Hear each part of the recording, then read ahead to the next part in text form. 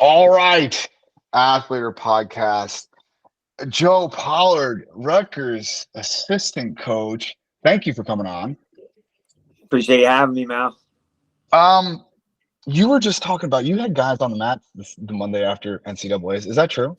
Yeah, there were guys that were, they didn't want to sit around and lick their wounds, and they knew they needed to get better, and they wanted to get better, and they just had that excitement from, hey, man, I didn't get what I wanted. Why am I going to wait around to take a break and figure it out when I can get better now? Okay, that's a luxury to have as a coach, but something tells me that thought process of their idea to come into the room on a Monday after the NCAA tournament, having not accomplished all of their goals, that thought probably wasn't their own. It was probably set in their brain 6 months ago, 8 months ago, 2 years ago by you and the rest of the Scarlet Knight coaching staff. So what is it? What type of process goes into supplanting thoughts into these kids' heads that make them want to be in the room on the Monday after NCAA's? Well, as you know, right, you've worked with so many different types of kids, so many different personalities, they come from so many different upbringings and families and backgrounds, right? So a lot of it's individualized in terms of, hey, I know this kid, maybe he wasn't a state champ till he was a senior, and he had to work. And he's like, he doesn't know anything but work. He didn't win at a young age. So he's like, hey, I got to get back to work. My junior year, I took 4th in the state. I was back to work on Monday. So it's a typical process. Those guys that won all the time, some of them are like, hey, I'm used to taking a break. I won. Now I take a break and then I get better. And other ones have just always been on that road of, and really they listen when we talk about, hey, there's evolution, guys. There's growth. Like when Anthony Astronaut and Nick Sirianni won national titles for us, they knew that wasn't the end. That wasn't it. That wasn't their best match. So even those guys, hey, I'm getting back in the room pretty quickly, right? Right when Anthony won, I think it was 3 weeks later, maybe 4 weeks later, he was in the finals against James Green, right down in Raleigh, North Carolina. He went right down to the trials, right down after that, So there's a lot more to it than just, hey, this is the message to everybody. Right. And there's some individual message, but the whole message for us is, there's a purpose-driven growth, right? And that purpose-driven growth is, hey, I'm not coming in a room because I'm supposed to be in a room. I'm not coming in a room to get a sweat. I'm not coming in a room to get a workout. Like, what is my purpose when I'm in this room? And it's easy to use examples from the past because those guys did it. Yeah. You know what I mean? Yeah. So, you can only use those examples. They wouldn't be examples. They wouldn't be examples if they didn't do it. Right. Yeah. Exactly. So, but that's the tricky part, right? Is like getting the new crop to buy in. Is there a particular, so you mentioned different, you say upbringings and I guess it's an upbringing through the sport. There are the guys that have won everything from Tulsa Nationals to give it a name, whatever, right? And then there are guys who did not, and those guys, and then I'm sure that there's like a spectrum in between there. Oh yeah. Right. What have you found is the hardest personality type, I guess, or situation type to deal with when you're trying to motivate these? I mean, they're basically professional athletes. They're men. Yep. Yeah. So it's tricky, right? So who do you find is the most difficult to kind of work with there? Probably the more challenging ones are guys that have won a lot on their talent. Guys that have, because listen, you get 1%ers, right? Those dudes are talented. They're workhorses. They're mentally tough, Mm-hmm. and they've been through adversity and just ran through it. Yeah. That's few and far between, Mm-hmm. right? Then you have the guys that are really talented, and by that I mean they just get it. You show a Mm-hmm. kid something, they just get it, right? And maybe they don't have to work as hard as some of the other kids. Maybe they don't have to dial in their nutrition the way some other kids do. Maybe mentally they're able to, it's almost an unrealistic confidence that they're able to set upon themselves. And that's why Sure. they got to where they were. But they didn't get it because of diligent work, right? So now you have to instill that diligent work because everybody's talented in the Big Ten. And if you're not talented, you're super tough. Yeah. And you're going to combat that talent with my toughness, with my lack of cutting corners, with my confidence through preparation, right? All those you're going to combat. Maybe if there's a little bit of a chink in your armor, you're going to strengthen up everything around it with what you don't have. So the kids that are winning on talent, I would say, and kids that are winning, maybe they're a little bit more mature than other kids their age physically, and then everybody catches up to you in college, is where you have to fill in the gaps and really be able to explain to these kids, listen, you're a duck. You have the slickest duck in the country. Congrats. And Congrats. Great job. You're going to hit that on each guy once. And then they're going to punch you in the face. And then they're going to be mad because Mike Mal's going to throw a video up of a filthy duck. And they're like, you know what? Wait till you see this reaction. So many people. It's unbelievable. The amount of fights that you've caused is countless.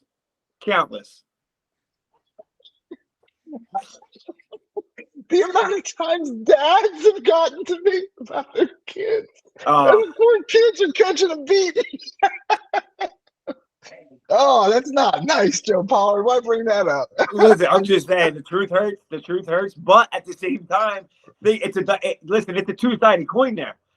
Yeah. Because, and I know it sounds crazy and it sounds, pretty surface level, but you throw up a clip of a kid, that's getting passed around the group chat right away. It was like, yo, you see him on Mike Mal, you see him on Mike Mal. You know what I mean? So it also it feeds the ego on some kids, and other kids, it just makes them ornery. Yeah, that's a good point. All right. So I know we've known each other for years. I know the answer to this question, but I want to hear it anyway. What is your favorite type of kid to work with? If that's the kind, so I could probably rattle off 3 guys who were at that College Ave gym over the last 20 years that fit the mold of what you were talking about earlier. Surfers that were so talented in high school that they couldn't fathom, they were almost indignant that someone would come back at them like, oh, is he allowed? Is he do that? Yeah. But the other end of the spectrum, talk to me about kids that are the workforce, and maybe not regularly. They do want to dial in their nutrition, and they do do the right stuff. Talk to me about how excited you get when you those. So it's awesome when we get a kid who is hungry to learn, right? I want a kid who's hungry to learn. I want a kid who asks a lot of questions, right? I want a kid who, at the end of the practice, is going over the things that we talked about and is taking notes in their phone, or they have a notebook, right? And they're able to do that. But also, you have to have a high wrestling IQ. Right? A high wrestling IQ makes a huge difference at this level, right? Because everybody has a go-to attack. Everybody has my way to get out on bottom. Everybody has a ride that they like. But that doesn't mean it's going to work. Right. So you have to evolve. You have to learn. Right. So we really like, and I really like kids that take into account that everything matters. Your sleep, your nutrition, your strength training, wrestling. But at the end of the day, you're a wrestler. You're not a weightlifter. You're not a runner. Right. All those things help. And all those things, they fill in the gap. But at the end of the day, you have to love this sport. You have to love learning. And you have to be open-minded enough to be coached. Right? So we had a kid who you worked with for a while, right? Even through college, right? Scotty Winston. He would listen to anybody intently. He would intently listen to you about technique. Now, did he always put it in his arsenal? Not always. But he would listen and learn, right? You knew him from a young age and you worked with him for years, and he picked up a lot, and he picked it up, and he picked it up, and he picked it up, right? Now, but that mentality of openness to learning is huge, and it's mandatory in today's day and age. With all the ability, with everything that is given to these kids in terms of technique, video footage, breakdowns, everything on the technique around the world. If you're not willing to learn, if you're not open to that, you're putting yourself behind the 8 ball. How do you recognize that in a recruit or somebody that obviously, like, you can really get a sense of somebody as you work with them over a longer term and you have them all the time? How do you identify that trait or those skills within recruits that you're actively looking into to bring in? A lot of it comes down to doing your homework, right? And talking to coaches and going and watching them practice. I get a lot more out of watching a kid practice than watching a kid compete. Because majority of the time, the kids that we're watching that compete, 98% of the kids are going to pound. They're just that good. They're elite level guys. And there's not that many elite level guys in the country. Now, you go to Super 32, you go to trials, you go to Fargo, they're going to have some good matches. But if you go watch a kid during his high school season, it's pretty rare to see him in a dogfight.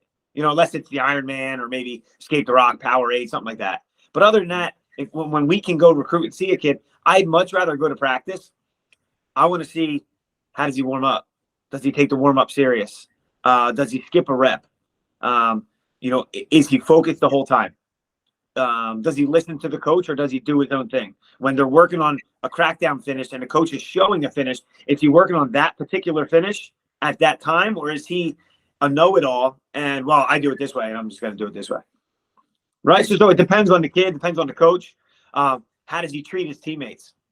You know, does he build his teammates up, or does he just, hey, there's some guys that we've had that are really, really good that they just lambaste their teammates and they just hammer them. But then at the end of practice, they're the ones smacking them on the butt, telling them to cool down. I love that. Mm-hmm.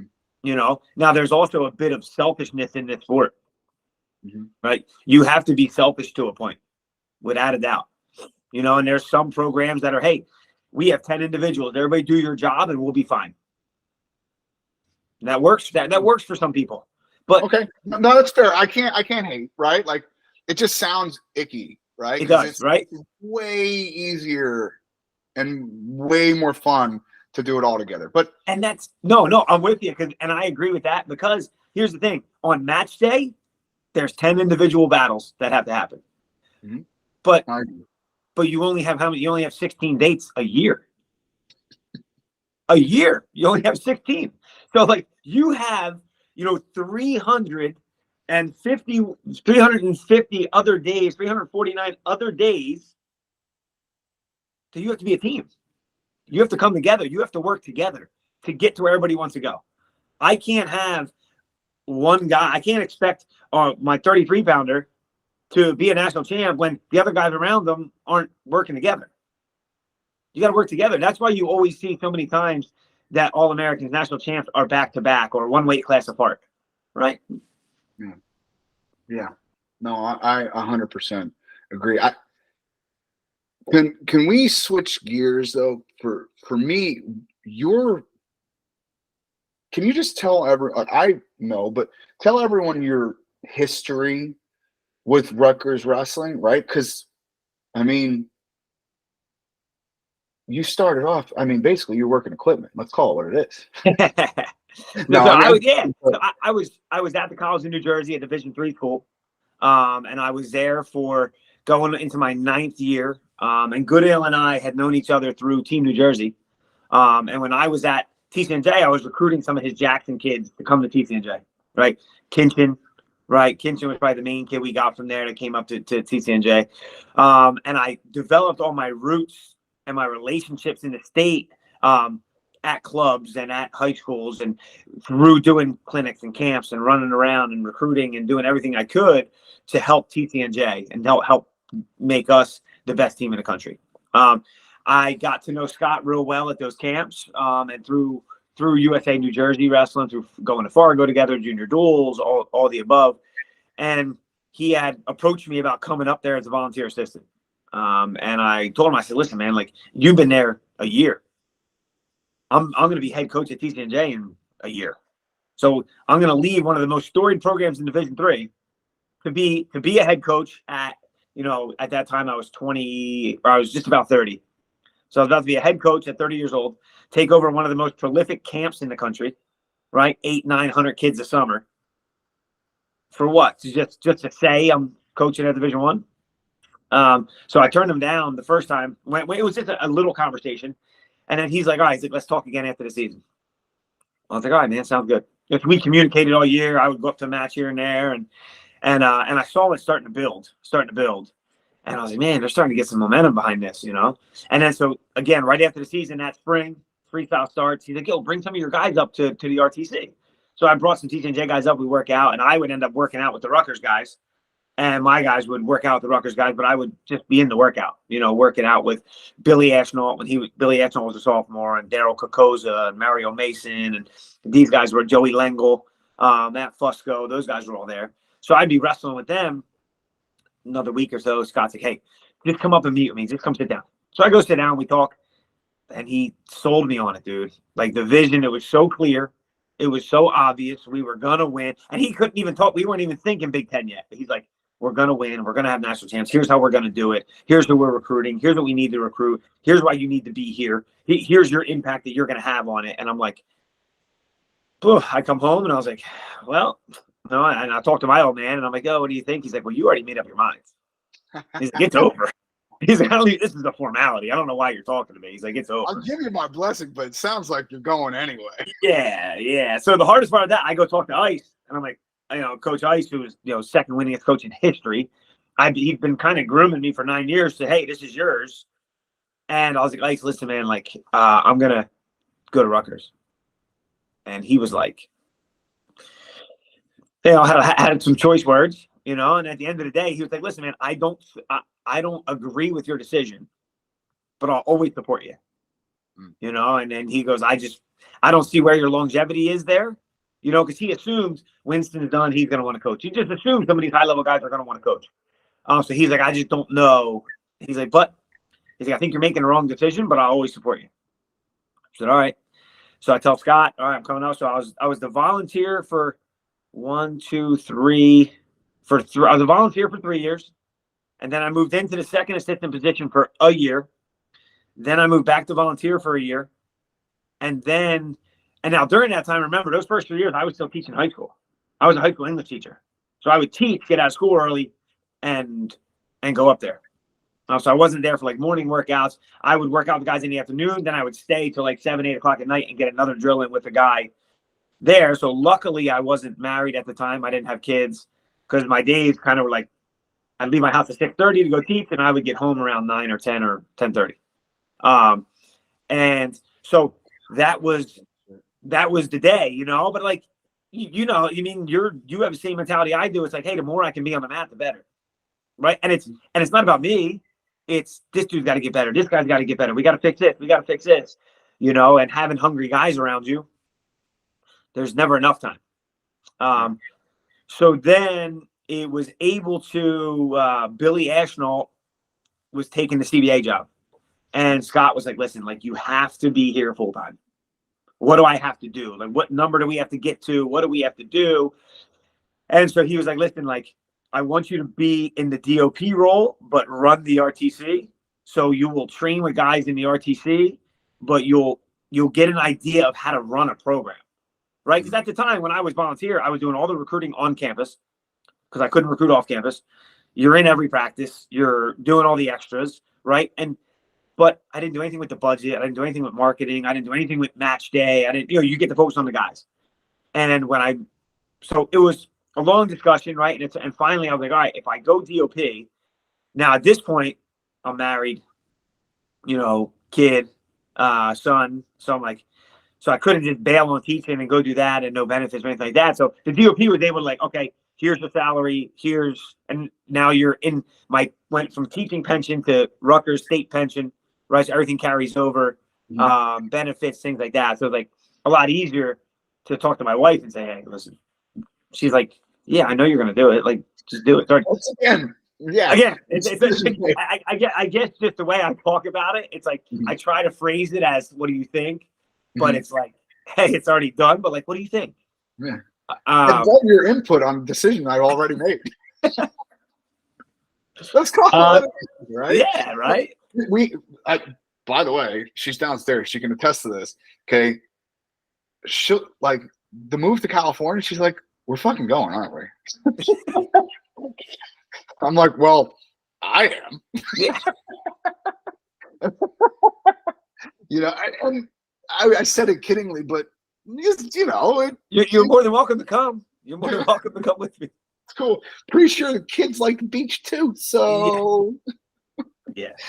But okay. So I'm sorry, I didn't mean to interrupt. So I go into the DOP role, which now that takes a little bit of hit on your ego, right? Because now you can't coach, you can't sit in the corner, you can't be in the corner at the national tournament, you can't, right? So it changes things, right? And that's at the point where I think I grew even more as a coach because, hey, you're coaching now. Yeah, I mean, I'm coaching in the RTC, right? So I have senior level guys that are coming in and out with us that we're working with. And then when our guys are in the RTC, you're working with them. But it's a lot more cerebral coaching because you're having discussions, right? And you're talking more about, hey, your preparation and where is your mind before the match? Where is your mind after? When you're learning, are you thinking about just what is the move, or are you thinking about, hey, how am I going to incorporate this into my toolbox? How my motion is different than this. How am I going to get to this? And all that along with, hey man, like it's still a sport. Like it's fun. It's fun. Man, that's tough. Yeah. That's really difficult for me right now. It's one of the hardest parts. The balance there, because you know what else is weird? I have to train girls now, which is like different, way different. And they think that I'm yelling at them. I'm just excited. Like, I don't know how else to like that. I don't know how else to say that didn't suck. Like that was awesome. You know what I mean? And so I think they think that I'm yelling at them. And like some of these girls are like well up with tears. I'm like, I'm sorry. Sorry. So how do you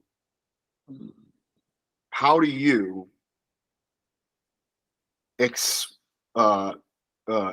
passion without, because we express like as coaches, as people, we express passion about things that are important to us. How do you express passion and then on the other side of the coin say, yeah, but it's just it's so hard. Yeah. For me, a lot of it is like you like to have a discussion with the kids or kid, whoever, and you're like, yo, like, don't take it personal. Like, try not to take it personal. And that's hard too, because you're in the heat of the moment. You're in the middle of practice. You're in a dog fight. You don't know where you are half the time because you're breathing so heavy and you're exhausted and your lungs are about to come out of your chest. And the coach is yelling at you like, get on the leg. You got to finish, be efficient, blah, blah. You got so much going on in your head. And then, coach says something and it's, yeah, maybe it is a little bit negative, or maybe it's just pointing out the mistake you made. But it's like, hey, don't take it personal. I'm just telling you what you did. At the end of the day, maybe I do it with more energy or more excitement and then my big thing is I try not to have a negative connotation to anything I do in a room, but it's impossible to never do it. Right. But I try to be very conscious of how I say things. Yeah. And sometimes I'll even have to like bite my tongue to think how I'm going to say it when I want to just fire off. Right. And it's like, and then you wait a second and then you're like, God, you were so close. Like, you just got to make this adjustment. Instead of this conversation with my son. I'm not even kidding. We'll be in town in June. I'm not kidding you to have this conversation with my son. Yeah, absolutely. Because here's the thing, man. I can't, first of all, I can't wait to dish him off. Jesus Christ. I can't, like, I don't want to coach him anymore. I don't want to coach him anymore. I love him too much to be, like, I don't want to coach him at all. But he takes instruction as almost and like you said, in that very finite moment of like, dang it, I was in on a scramble. I had a far ankle. It slipped. I got one finger on a shoelace and I'll come through with some, and he takes it really, really personally, almost like an attack on his soul. And it's like, I'm like, dude, you can't, like, do you want me to stop? I promise. Trust me, I'll stop. Trust me. He's like, no, I just need to not do that thing anymore. And so it's friggin' it's so tricky, man. It's so tricky. It's a fine line, dude. I remember stories. I remember you would like send me a video of him. I think he was like 11 or 12. Mm-hmm. And you woke up at like 2 a.m. and he's doing kettlebell swings in the garage. Yeah. You know what I mean? It was 3 to 3:30.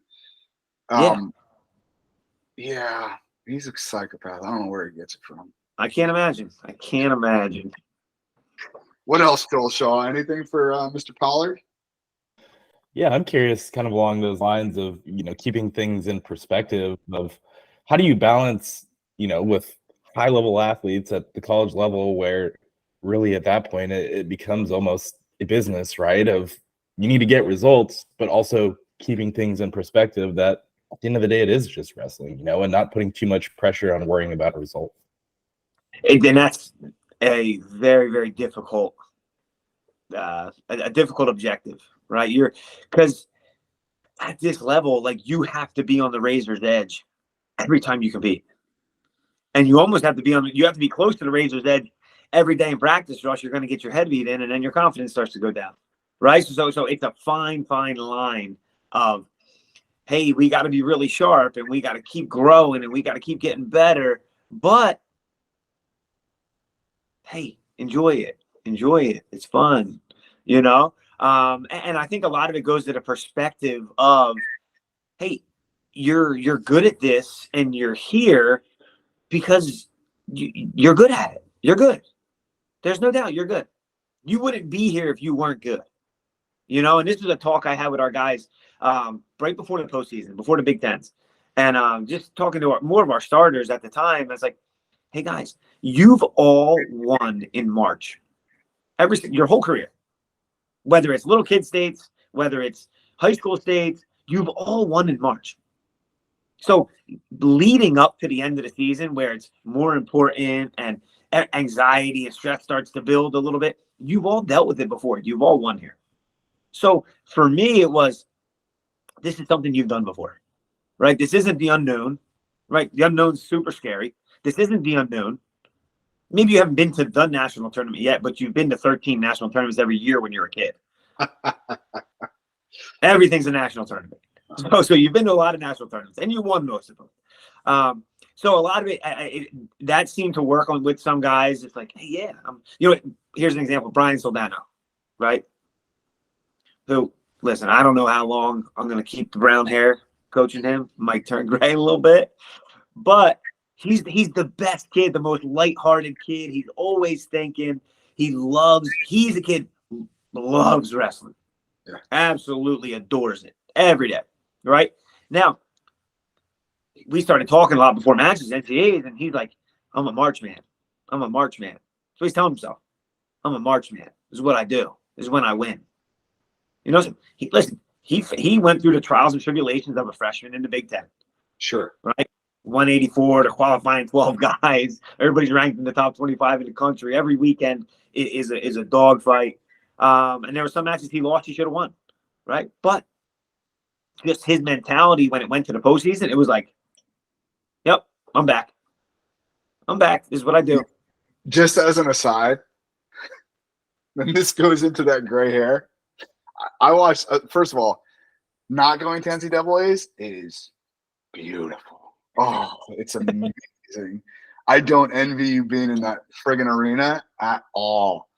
I sat on Steve Neal's couch, and Saldano gets taken down to his back. I go, he's good here. He's like, he's good where? I'm like, right there. He's good right there. Trust me. He's like, shut up. Oh, whoa. Sure enough. Dude, he's bananas, man. He is bananas. But hey, like I said, when I talked about before, an unrealistic confidence, right? He had never been to the national tournament. He had never been through the Big Ten schedule. But for him, it's March, baby. This is when I roll. You know, and obviously he fell a little bit short, right? He was in the round of 16. But Joel, back to your question, that's the big part of it, right? Is how do you work on both sides, right? And I think it's our job as coaches to keep it in perspective of, hey, you're winning a lot, something's gonna go wrong, right? We don't want it to, but it's like life. You get out, you get a great job, right? And then you fail on a project and you get fired, right? Or you get demoted, or hey, that's life, man. That is realistic. Right? You got a girlfriend, you guys get engaged, you guys break up. Fortunately or unfortunately, these are things people deal with. So at the end of the day, it is wrestling. It's a sport. It's a sport you're really good at. It's a sport that is helping you get through school. It's getting you a great education. But at the end of the day, like, wrestling ends. There's not even 1% that get the wrestling at the senior level, right? Wrestling ends. There's 72 Division I programs. Not everybody gets to coach, you know, not everybody wants to coach afterwards. So at the end of the day, it's like, hey man, I got 5 years to do everything I want to do. Put everything into it. And that's where it goes back to the importance of preparation. You only get so many days, right? To bring it all the way back to the beginning. Hey, we traveled back on Sunday. Some guys are on the mat Monday because I only get so many days. If I take 2 weeks off, now there's 14 days. I don't want to look back on that and say, I didn't do anything. I didn't get better. I didn't try to work, you know, and that doesn't mean you're in there banging on Monday, but it's just the thought process of, I'm getting better. I need to get better. I want to get better. Right. And our guys, they've done a really good job this year of kind of changing their mentality a little bit in the dog days of the season too. Man, I get to be here. Right. We talk about that a lot. I get to instead of have to. Right, get to instead of have to. And when you start to think about that, you know, I get to do this, I get to do this. It's like, wow, what a difference! What a difference in your own perception of just how you think about things. One of the other things you hit on was kind of finding that balance of keeping their confidence up, right? Maybe you have a couple strings of bad days of practice, and you can see, like, he doesn't have that swagger in his step anymore. How do you find that confidence when somebody is struggling and they're a good wrestler, but they're just struggling to get to their offense or to execute on something that they're trying to execute on? I'd say there's a couple of things, right? One thing that I have focused on for a while, and I forget where I thought about it, but I picked it up from somebody. Every day when you leave practice, like, the best guys think about what they did wrong or what didn't work, but they rarely think about what they did right. So, if I leave practice and I got 32 takedowns and I got taken down twice and I got ridden out for the last minute, I'm an elite guy. What am I going to think about? Getting ridden out and getting taken down. I'm not going to think about the 32 takedowns I got because I expect myself to get those takedowns, which, hey, there's nothing wrong with that. But you got to give yourself some credit for what you do. When you do things right. With that right now. What's that? So one of the things that this has been a really big point of focus for me is I start practice by telling them what they did really well the night before. Like, hey, it's so easy to tell them what we need to work on. Yeah, because they're going to figure that out. you're going to work on it whether you fucking want to or not. So, but to start practice by bringing in and telling them, whoa, we're making big strides forward on our reattacks.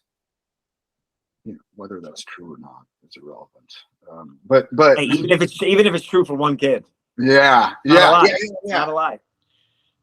Yeah. And I think, Mike, and you've definitely seen it before, but when you tell a kid something like that, something they haven't heard before or something they haven't thought of, and you tell them what they're doing well and they light up, it's like, oh, they're like, oh yeah. We had RTC yesterday and there's a kid there who's lights out. He's unbelievable. Right. But he's hard on himself because he's won so much. He's hard on himself. So it's like, dude, look what you just did. Because I'll video a lot of practices and just like run it back to him. Hey, look what you just did here, here, and here. He's like, man, that looks really good. I'm like, yeah, but all you're thinking about is the one pick that you got to pick and you didn't finish the lace. Right? How come I couldn't transition there? You didn't think about what you did before the pick. When this kid knows your pick's coming, you're still hitting it every time. Right? So it's those finer points of, hey, yes, we have stuff to work on. Yes, you need to get better at A, B, and C. But, you're also crushing 1, 2, and 3 over here. So that's one thing with building the confidence back up. And the other thing is really when kids start to understand that although each day builds on each other, right, and you want to keep stacking those good days together, at the same time, like, it's at the end of practice, it's the end of practice. That's it. It's over. Right? There's nothing else that if you have a bad day, and I tell our guys, never leave the room with that bad taste in your mouth. So if that means you got to hit 15 high crotches really smooth with a partner, go get 15 high crotches. If that means you need to run a mile to clear your head, run a mile. But don't leave the room being negative.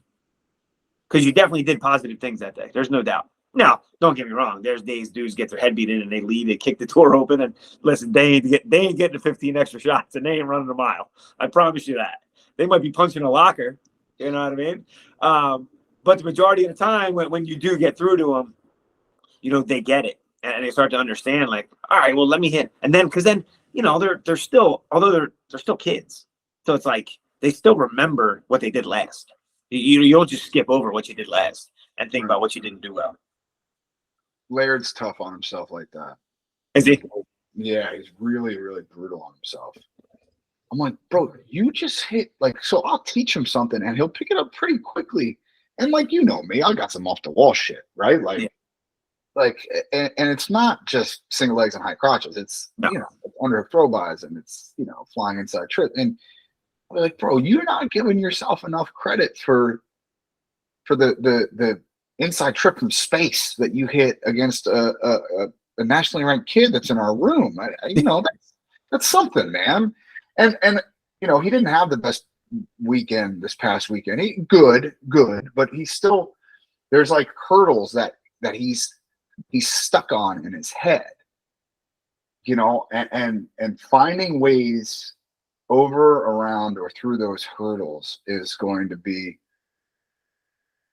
a lot of work for the next 8 months, 10 months of my life, because he is worth it. The kid's worth it. Like he's worth my time in every way, shape, and form. So, we have to find ways to, man, like he sounds like a broken record sometimes. He just constantly goes back to, I'm not improving fast enough. I'm not improving. I don't give a shit whether you think it's fast enough or not. You're improving. Yeah. And that's, I got to be honest with you. It's the thing that I missed most about coaching when I was at Flow. But the thing that now that I'm back to coaching full time, that is the most, it's not stressful. It's just kind of maddening, right? It's just like, it's anger provoking, Yeah. but it is it's something. Maybe, for an old salt like me, it's the only thing that gets me moving anymore. And it's tough with those kids because we've all had plenty of them that they're working, and you don't see progress fast enough. Then all of a sudden, it's like a huge jump, and they're like, "Whoa!" And then you sit back and you're like, I told you were getting better. It's just a matter of putting it together."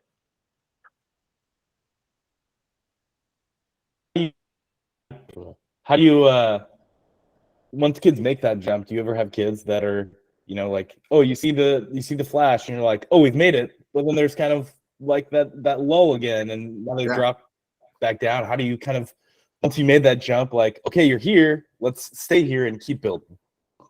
So again, part of that comes in the room and part of that comes with competition, right? Because at the end of the day, most of these kids judge themselves on the competition side, right? The wins and the losses, right? The wins and the losses are where they see themselves getting better. Am I beating guys I'm supposed to beat? Am I picking off somebody I'm not supposed to beat, by the rankings or by what people think?